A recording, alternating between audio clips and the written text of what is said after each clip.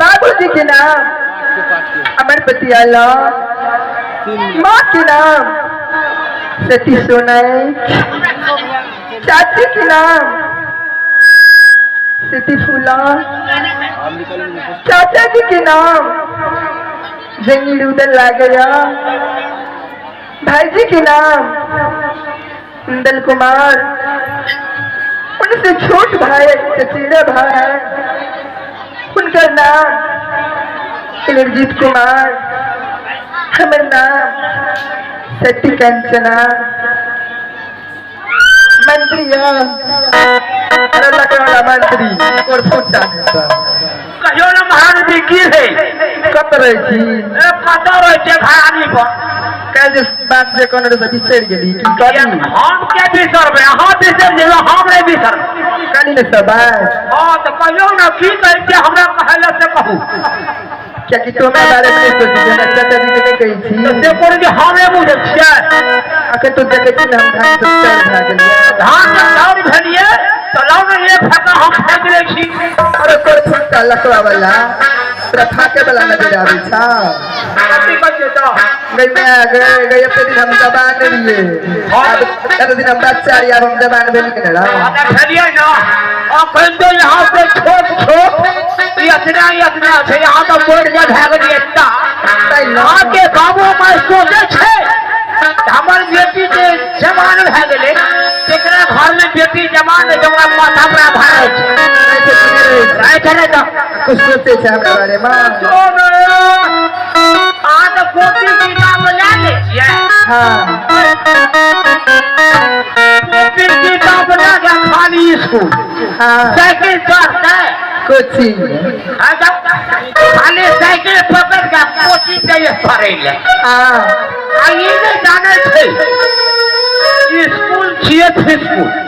school office school सिर्फ जाने छी हमरा बारे में हो तो जाने नहीं जाओ